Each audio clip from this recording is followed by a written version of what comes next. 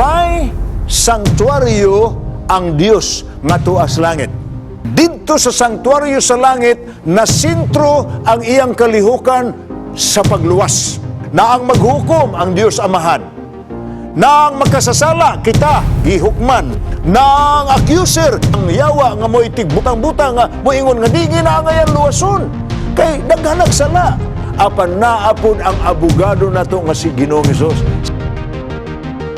Inig kahuman niya ni Ana, mulugwa siya gikan sa most holy place o pagdaplin niya sa insinso, mahitabo higala ang gingalan o pagsira sa kaluwasan sa tao, the close of probation. Nganong gingalan man ang close of probation? O musunod dayon higala ang gingalan sa Biblia o pagbubo sa katapusang pitukapak.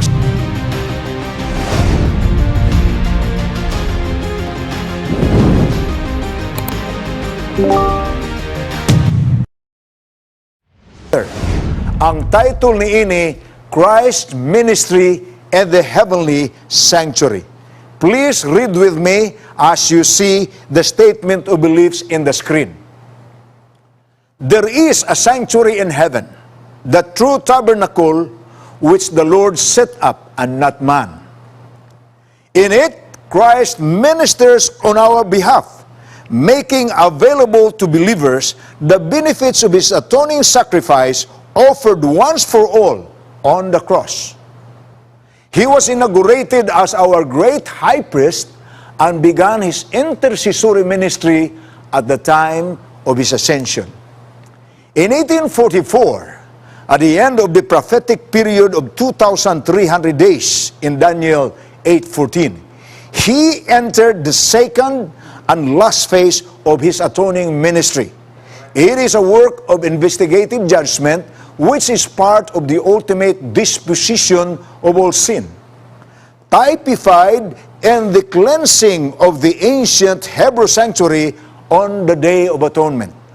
In that typical service, the sanctuary was cleansed with the blood of animal sacrifices, but the heavenly things are purified with the perfect sacrifice of the blood of Jesus.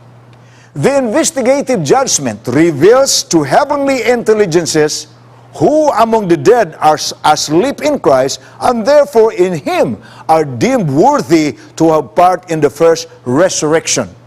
It also makes manifest who among the living are abiding in Christ, keeping the commandments of God and the faith of Jesus, and in Him therefore are ready for translation into His everlasting kingdom. This judgment vindicates the justice of God in saving those who believe in Jesus, and it declares that those who have remained loyal to God shall receive the kingdom. The completion of this ministry of Christ will mark the close of human probation before His second advent. And you have the verses there. You can take note of them. You copy them. By the way, some of you have asked again how you can secure copies of what you have witnessed here. May I remind you, sa Facebook page sa Hope Channel South Philippines, makaplagan ninyo na. Remember, Hope Channel South Philippines. Facebook page. I-type sa Facebook na, sa search, o niya paglugwa sa Hope Channel South Philippines, you can browse there. O niya pag-abot ninyo sa videos, makita ninyo ang videos on file sa tanan nga nasaksihan na ninyo on the air and on the live stream. So if you want to have copies of those, you are licensed to download them as long as you share them with friends, because it is worth sharing. Now, alang sa atong mga kaigsuonan nga may mga paghangyo usab. Kami baya diri nagkalisod ni unsaon pagsanong sa paghangyo, but we just want to make this known to you. Duha ang klase sa hangyo nga among nadawat. Ang usa ka hangyo nagaingon, Pastor, kung mahimo daghana lang ang imong in English.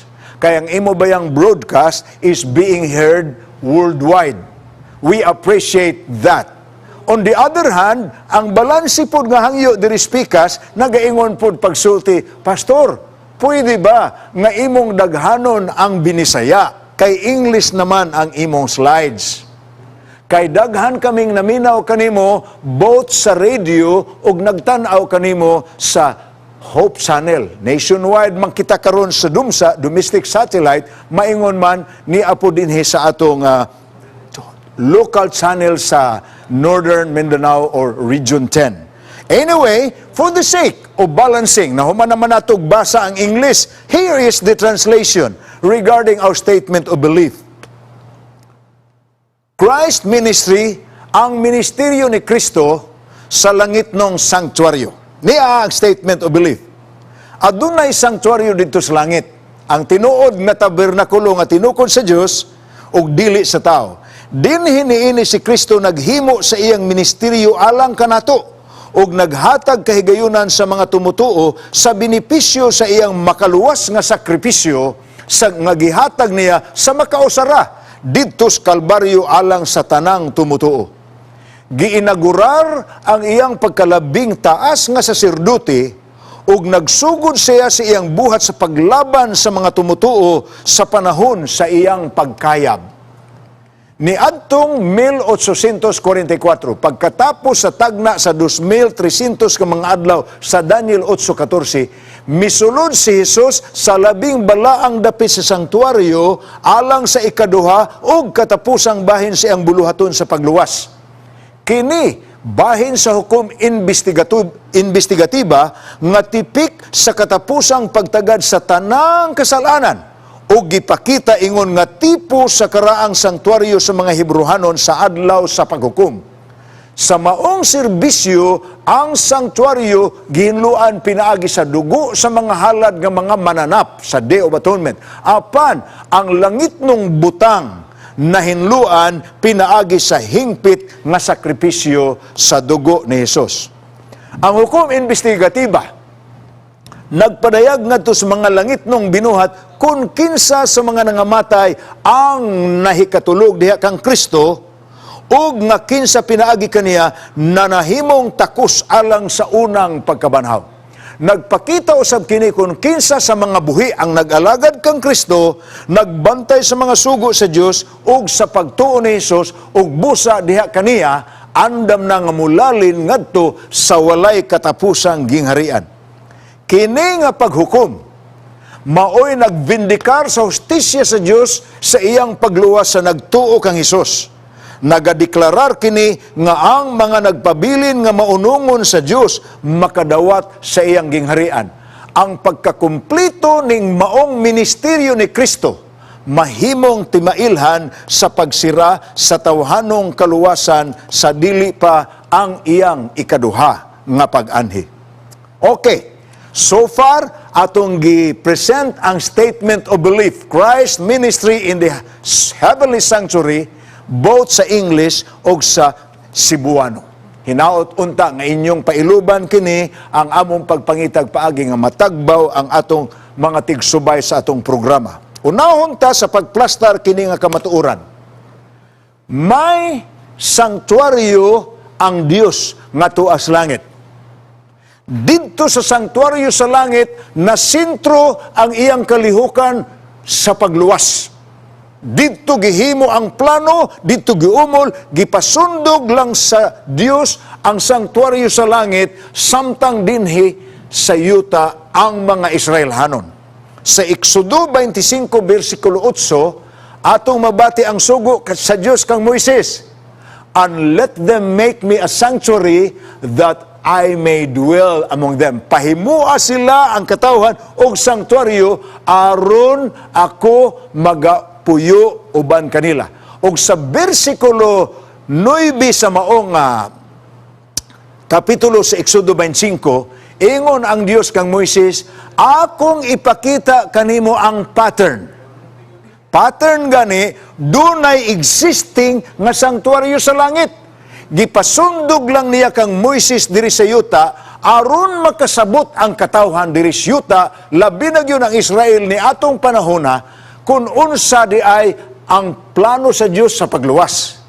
In short, ang sanctuary nga dito sa bukid sa Sinai, katong gipas-an bitaw sa mga Israelanon sa panahon nga sila naglalin gikan sa Ehipto paingon sa yuta sa saad, kadto nga sanctuaryo pattern kadto sa existing sanctuary in heaven.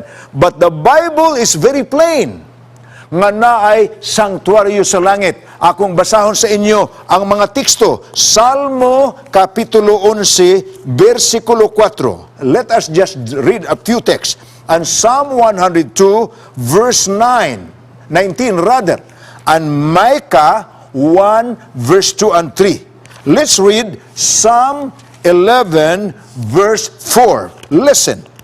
Ingon din 11, verse 4 sa Psalms. The Lord is in His holy temple, the sanctuary. The Lord's throne is in heaven. His eyes behold, His eyelids test the sons of men. Giplastar sa ato sa Biblia. Dunay templo ang Dios sa langit, maunay iyang puy-anan. Naa siya gapuyo dito. That's His heavenly home. Psalm 102, verse 19. Ato sa ning basahon. Another verse that tells us there is a sanctuary in heaven. 102, verse 19. Ingon diri, for He looked down from the height of His sanctuary. From heaven, the Lord viewed the earth. Okay. Another text. Micah 1, verse 2 and 3. Micah 1, verse 2 and 3. Please listen. Hear, all you peoples. Listen, O earth, and all that is in it. Let the Lord God be a witness against you, the Lord from His holy temple. For behold, the Lord is coming out of His place. He will come down and tread on the high places of the earth. Finally, arita mo basa sa New Testament. Hebrews 8, verse 2. Hebrehanon, Kapitulo 8, versikulo 2. Mauni ang sinulat ni Apostol San Pablo. A minister of the sanctuary and of the true tabernacle which the Lord erected and not man. So, in short, we now establish one very important truth. There is a sanctuary in heaven, and that is where God dwells. Sa ato pa, mura kibali na og sa ato pa karon, Malacanang sa Pilipinas, White House sa Amerika. Ang puloy-anan sa Dios, ang puloy-anan sa presidente. Ato lang ang giplastar nga kamatuoran. Now, the sanctuary in heaven is the place where the activity of God to save man is taking place. Mabasa po na nato sa Psalm 77, verse 13. Paminawaran ninyo ning pinulungana. Psalm 77, verse 13. Ingon diri, your way, O God, is in the sanctuary. Ang pamaagi sa kaluwasan, giplano sa Dios diha sa sanctuaryo. Gani, sa gihimo ang sanctuaryo diri sa yuta, tanan nga kalihukan sa sanctuaryo sa langit, giportray kay mauna ang ginganlan natog God's audiovisual. Ang Ginoo naghatag og talan-awon alang sa mga Hudiyo aron makasabot sila sa kinatibuk ang plano sa Dios sa pagluwas gikan sa pagkahulog sa tao sa sala hangtod iyang lalinon ang iyang mga anak ngadto sa gingharian sa langit. So now we have read those texts. Through the symbol and ritual, God purposed by means of this gospel parable to focus the faith of Israel upon the sacrifice and priestly ministry of the world's Redeemer. Hinumdumi ang term nga gigamit ni Juan sa pag-describe niya kang Ginoong Hesus. Dayong duol ni Ginoong Hesus alang sa pagbautismo kaniya, pagsugod yun ni Kristo sa iyang ministeryo, si Juan may anunsyos mga tao, behold, the Lamb of God, which takes away the sin of the world. Tanawa ang kordero sa Dios. Kanang word nga Lamb of God, diha ka na magsugod sa pagkahulog sa tao sa sala sa tanaman sa Eden. Nahinumdum mo, si Adan ug si Eva nga nagbuhat og paagi sa pagtabon sa ilang kaugalingong lawas tungod sa nahukas nga himaya sa Dios, human sila mahulog sa tentasyon sa serpente nga nag-ilad kanila nga mao si Lucifer. Gitabunan unta nila ang ilang kaugalingon, apan ang Dios nag-ingon, dili inyong paagi ang paghinlo kaninyo. Dili inyong paagi ang pagtabon sa inyong mga sala. Ako ang paagi. Ani ay panit sa karniro. Which means, doon na na'y karnirong giihaw, dito pa pagsugod sa tanaman sa Eden. Ug namatud-an nato nga, ang karniro, maugina siya ang simbolo sa manluluwas, kay bisan pa ang unang mga kabataan, gimatuto sa ilang ginikanan, paghalad mo, ug halad gani sa pagpangayog kapasiluhan sa sala, karniro, mutoy gibuhat ni Abel. Apan nasuko si Cain, kaya ang iyang halad, di man siya gustong butan. Higala, duha ra gyud ka klase ang mga tao nga nagsimba sa Dios. Ang mga tao nga nagsunod sa kabubuton sa Dios, ug ang mga tao nga buot musimba sumala sa ilang gusto. That's Cain and Abel. Wow! Nakita nato nga ang nagsunod sa Dios maoy gilutos sa wala magsunod sa Dios. Nag-alagad baya sa Ginoo pod si Cain? Apan ang iyang gusto nga pag-alagad, ang iyang buhaton maoy dawaton sa Dios. But God is not like that. He has already a prescribed manner for the salvation of humanity, and Abel exactly did what he was asking. So, Lamb of God ang description. Ang mga lamb sa tanan nga mga kasaysayan sa Old Testament, including ang ilan ni Abraham, ang ilang Noe, ang tanan sila ni Jacob, ang ilang gipanghalad nga lambs, they were all pointing towards the coming Redeemer, Christ, the Lamb of God, who took away the sin of the world when He was nailed on the cross and He was offered as a burnt offering in the earthly sanctuary. Now, the ministry in the heavenly sanctuary illustrates three phases of Christ's ministry. Tulo kabutang ang gihimo ni Jesus sa langit nung sanktuaryo. Tulo ka aping or tulo ka ang sa iyahang ministeryo ang gipakita sa sanktuaryo. Number one, ang substitutionary sacrifice. Unsay substitutionary sacrifice? Ang namatay nga ning puli sa angayan mamatay. Substitutionary sacrifice. Ang makasasala ang namatay, apan naay nipuli sa dapit sa makasasala. Muna'y gingalag substitutionary sacrifice. Ikaduha nga aspect sa ministry sa heavenly sanctuary nga gipakita ni Kristo mao ang priestly mediation. Ang pagministeryo sa saserdote kon pari. Ang pari kon saserdote, in charge siya sa pagtagad sa mga tao nga nakasala, nga buot muhalad sa pagpangayog pasaylo. Ang saserdote mo'y ministeryo alang kanila. Hinumdumi ang function sa priest as I have described in past evenings. Bali sa function sa prophet. Ang prophet galamiton sa Dios aron makabot ang tao ug mada ang mensahe sa Dios ngadto sa tao. Spokesman for God to man. Mao na ang prophet. Ang priest bali ang buhaton sa tao aron sa pagpasiguli sa Dios, dunay iyang mediator. Unsa may mediator? Dunay iyang tigpataliwala.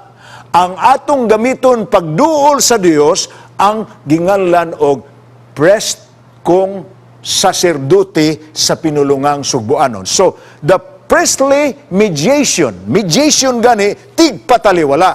And the third phase of the ministry of Christ is the final judgment. Ang atong tan-awon karon kining tulo sa ministry ni Christ dito sa heavenly sanctuary. Now, unahon nato ang ginganlag substitutionary sacrifice.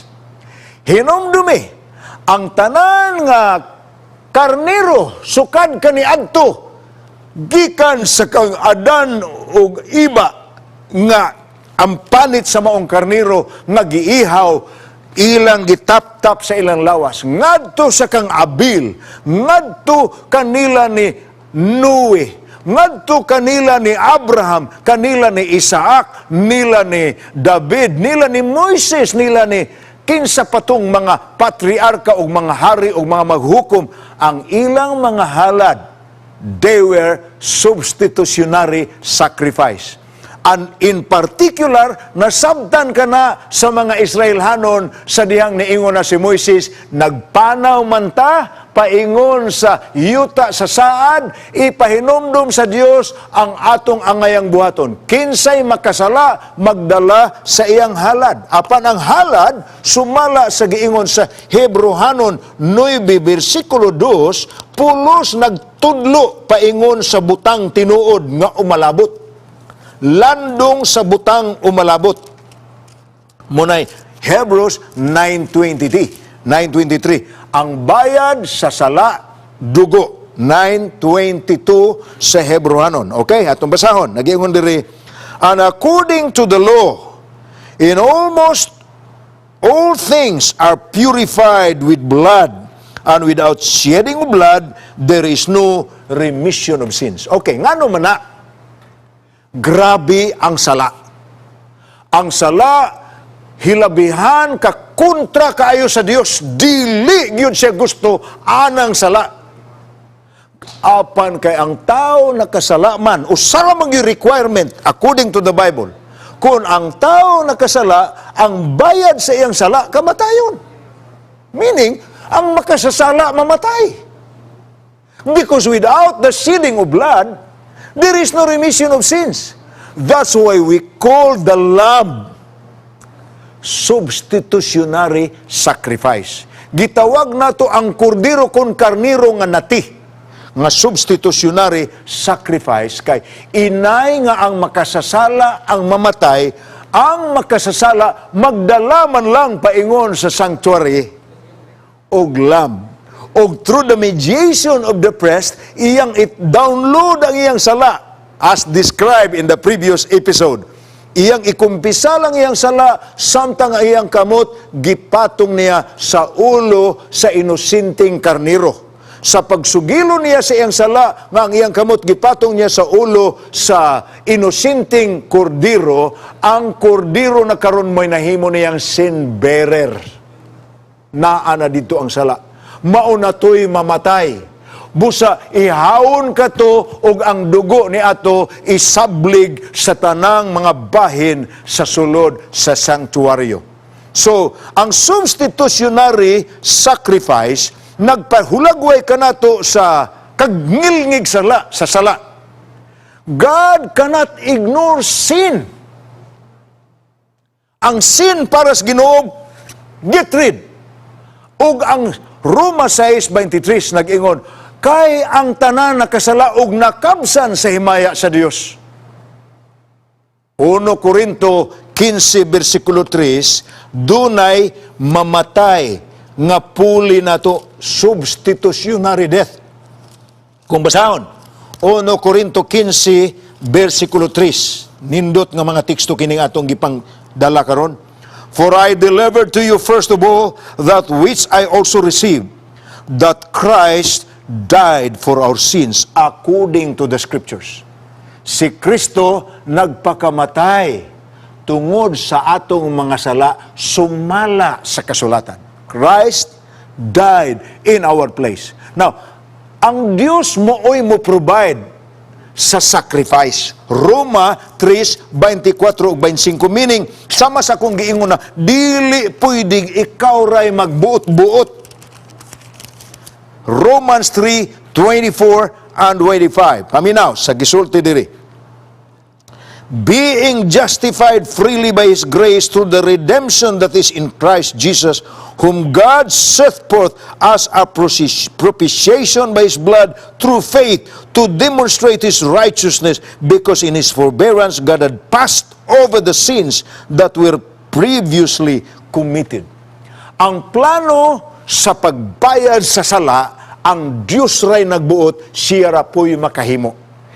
Dili pwede kung ang tao mo ingon, ako lang di Ginoo, na kung ikaw di ikaw ang mamatay. Apan kung gusto kang maluwas, ang kamatayon ni Kristo ang makaluwas kanimo. Siya ang naghatag sa makaluwas nga sakripisyo. Padayon nato higala, ang mutabok kita karon sa priestly mediation. Human naman nato ang substitutionary sacrifice. Atong isgutan ang priestly mediation. The priest rule drew attention to the need for mediation between sinners and a holy God.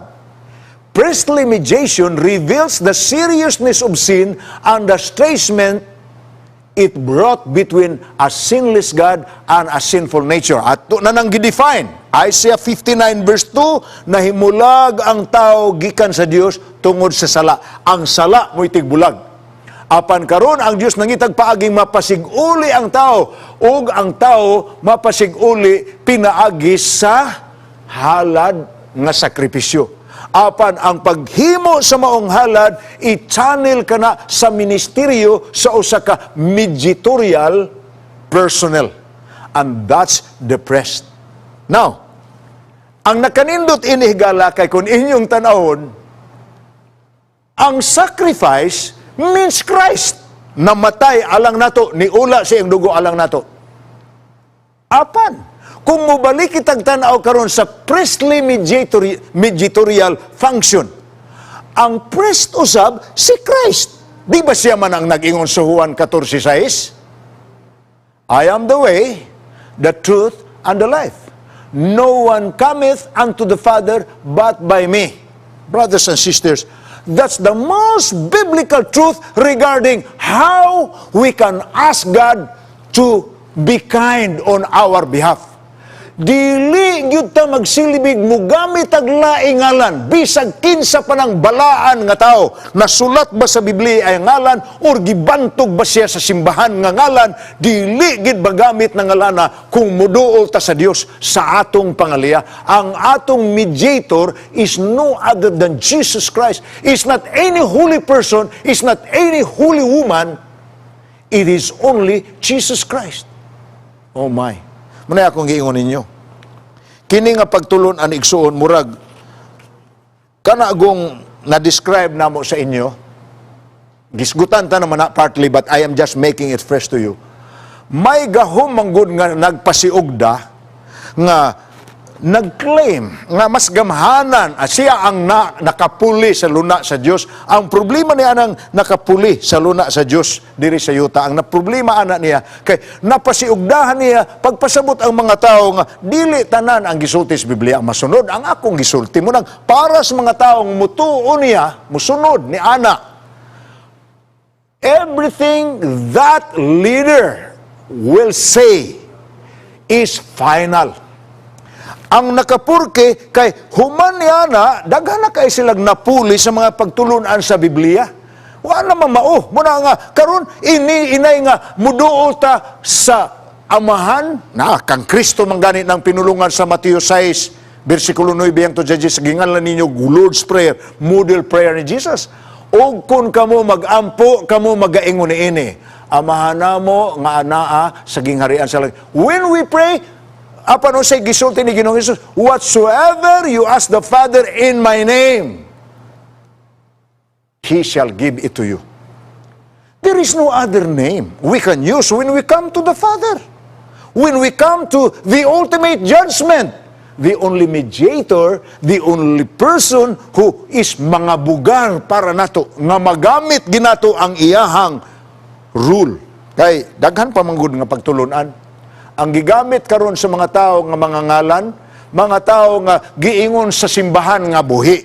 Pero ang Biblia pangutan-on, kadtong nangamatay walay buhi nga tuas langit nga mosangpit sa Ginoo kung gamito nato ilang ngalan. They are all in their graves. That will be our subject matter on Saturday morning. You better come and attend. For it is a very crucial thing. If we don't know these things, it will be a very crucial thing related to our desire for salvation.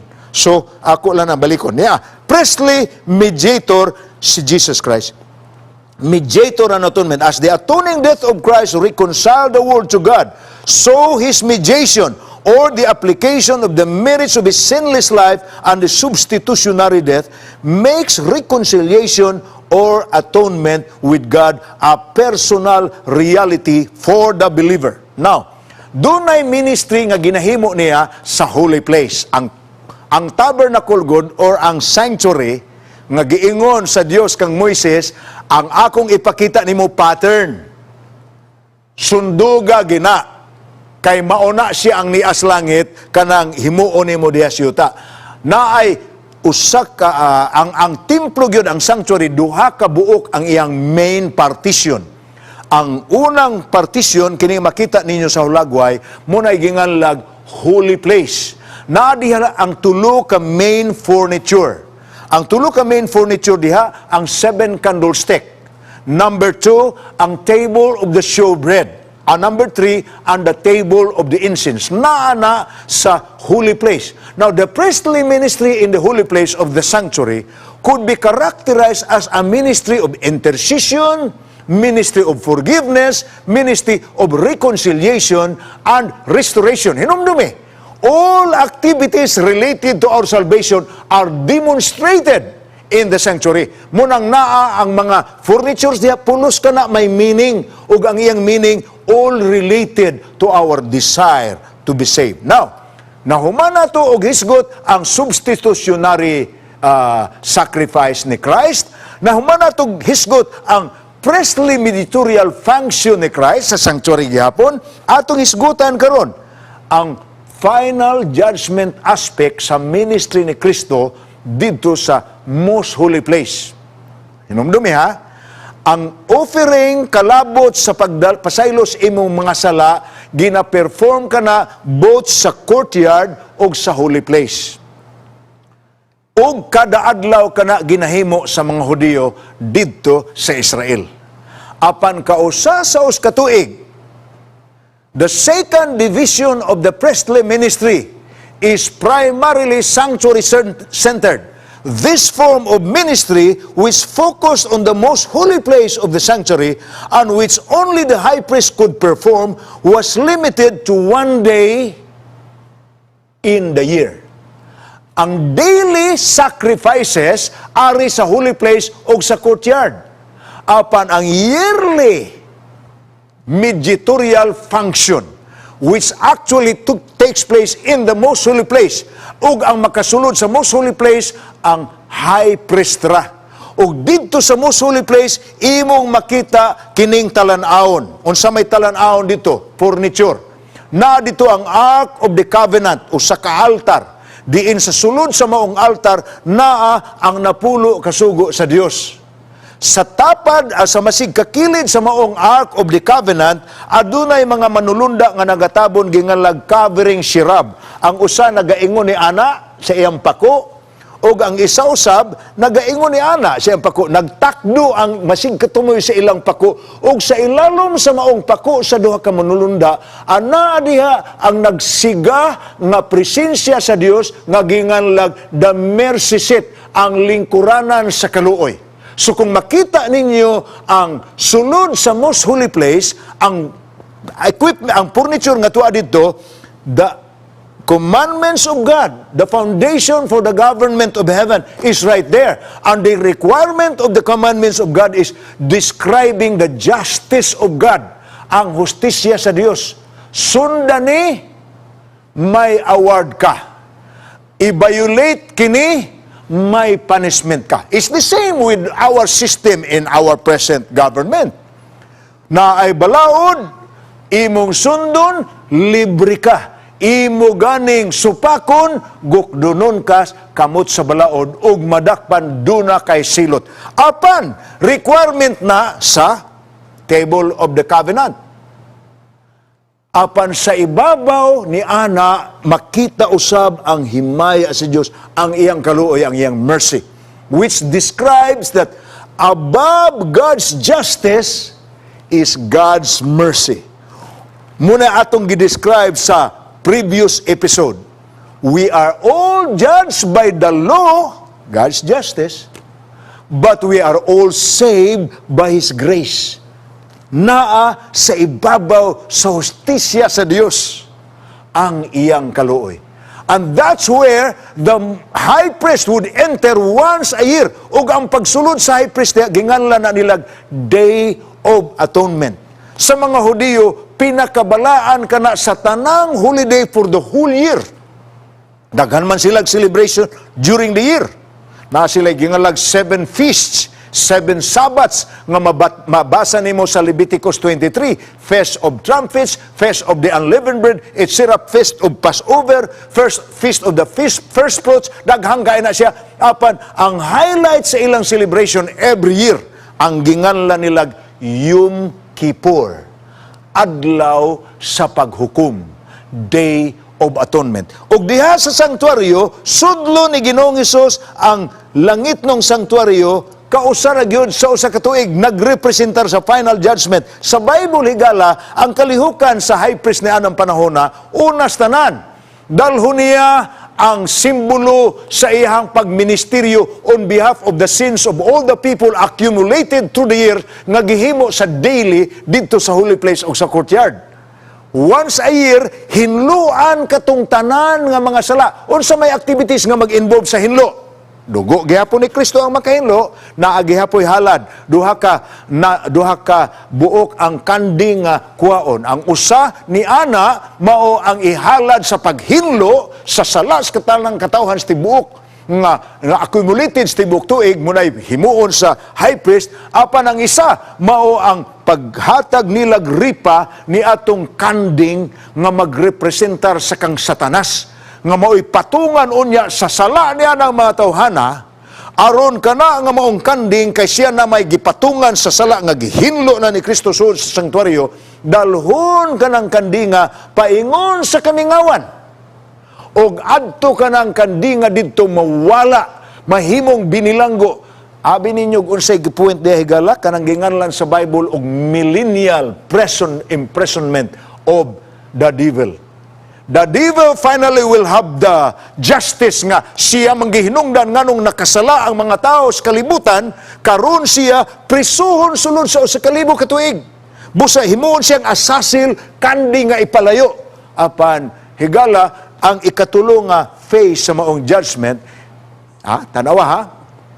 Number 1, the removal of sins from the sanctuary relates to the pre-advent or investigative phase of the judgment. Number 2, the banishment of the scapegoat to the wilderness symbolizes Satan's millennial imprisonment. Number 3, the clean camp, katong wala na isala, kay ginluan na sa Day of Atonement, symbolize the results of the third or executive phase of the judgment. Symbolize nga, tigumo na sa Dios ang iyang katawhan, nga humana ang paghukom, ready na sila for translation. Now, ang pag-anuwen sa Heavenly Sanctuary, naa sa Daniel Kapitulo 9 o Daniel Kapitulo 7, gidescribe pag-ayo nga samtang ongoing ang kalihukan diri sa yuta, gitigom sa Dios ang mga pangulos kalibutan sa langit nun nga senaryo.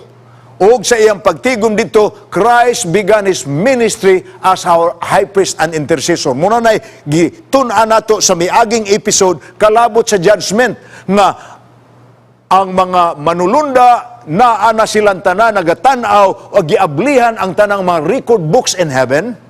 Pag-abli ni ana, naapo diha, hinumdumigod, court sinirigod ni, na ang maghukom ang Diyos Amahan. Na ang makasasala, kita, gihukman, pinaagi sa atong ngalan nga tua dito sa libro. Na ang accuser, silusip ang yawa nga mo itig butang-butang nga mo ingon nga di ginangayan luwason. Kay daghanag sala. Apan naapod ang abogado nato nga si Ginoong Hesus. Siya ang nag-mediate in our behalf. He is our priest and He is our intercessor. As during the typical Day of Atonement, the cleansing of the earthly sanctuary removed the sins accumulated there, so the heavenly sanctuary is cleansed by the final removal of the record of sins in the heavenly books. Ang final removal diha himua sa Day of Atonement. Kay bisag unsaon sa accuser of the brethren, pag-ingon nga, grabe, tanawa, ang mga sala niya ng tawhana diha sa libro, na may record na. Mutindog ang atong intercessor, ang atong high priest, mo ingon, yes, Father. He did commit those sins. But, look, Father, I have died for him, and he took me as his Savior. I died in his place. Muna nga, nagidiha ang gingalag vindication. Did you get that? The cleansing of while the apostate power symbolized by the little horn carries on its blasphemous and persecuting work on this earth. Thrones are set in place, and God presides over the final judgment. Daniel's vision sa Daniel 9 o sa Daniel 7 o sa Daniel 8 indicated that Christ's rule as our high priest would be made especially prominent toward the time of the end. When he would begin his special work of cleansing and judgment, that's time of the end. O sa atong hubad sa Daniel 8:14, Christ started that function 1844. Ongoing ang iyang ministry alang kanato karon didto sa heavenly sanctuary.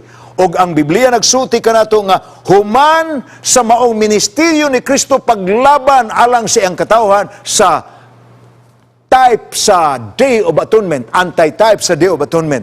Inig kahuman niya ni ana, mulugwa siya gikan sa most holy place. Paglugwa niya gikan sa most holy place, iyang ipadaplin ang insinso o pagdaplin niya sa insinso, mahitabo higala ang gingalan og pagsira sa kaluwasan sa tao, the close of probation. Nganong gingalan man ang close of probation? Because at the time when Christ comes out of the most holy place in the heavenly sanctuary, it means the cases of everyone has already been judged. The destiny of every single person has already been determined. Every single person has been judged. So Christ will come out and will put his incense ug musunod dayon higala ang ginganlan sa Biblia dinhi sa pinadayag ug pagbubo sa katapusang pitukampak. Some of this we will be talking about in the coming nights, kaya ang atong nahibilin nga mga topiko kini namang mga crucial events of the last days. We are beginning that now by telling you that the heavenly judgment, the mediatorial work of Christ in the most holy place, Christ who is our high priest, began in 1844, is going on now. So naapagitay provision karon mo na hinungdan nga na ang mga hitabo nga sama ini pagpahinomdom kanato nga di na ta ngayon mag-usik pagpanahon. Panahon na ni nga ato nagyong silbihan ang Dios sa kinasingkasing nga pagsilbi kay gusto niyang tigumo na ang iyang mga anak sa gingharian sa langit. Higala ang Ginoo nag-apas nga maandam ta. Wa siya naglangay-langay pag-ari diri. Kita ang iyang gihuwat mo na giingon sa ikaduhang Pedro Kapitulo 3. Ang Ginoo dili langay-langayan, samas paghuna-huna sa uban. Apan na naghinaot unta siya nga ang tanan managpakakabot unta sa paginulsol. Higala, tuwa pa si Kristo sa most holy place sa langit ng sanktuaryo. May paglaom pa ikaw, may paglaom pa ako. Nagapadayon pa ang iyang pagtawag sa uban niyang karnero nga wa pa sa sulod sa iyang turil. Tubaga na siya higala. Dawata na siya. Pasudla na siya sa imong kasing-kasing. Kay kung mahuman siya siyang buluhaton sa langit ng sanktuaryo, inigawas niya sa most holy place, pagpadapli niya sa insinso ang iyang gibuhat alang sa makasala na sirado na. Wa na tayo paglaom. Basin unya, kung muhilak ta, tungod kay wala nato hatagig pagtagad ang iyang pangaliya o panuktok sa atong kasing-kasing. May I invite you to bow your heads as we pray this evening. Amahan nga balaan, imong napatalinghugan ang among pagpresentar sa ministeryo ni Kristo alang kanamo. Tuwa siya sa labing balaang dapit sa langit ng sanktuaryo, naglaban alang sa among mga kaso. Tabangi kami nga among ilhon ang iyang mediatorial o priestly intercession alang kanamo. Aron amo siyang dawaton sa among kinabuhi, aron amo siyang dawaton sa among pag-alagad nga matinud-anon. Tabangi kami nga dili maabtan sa pagsiras kaluwasan. Salamat sa imong pagtubag sa among pagampo.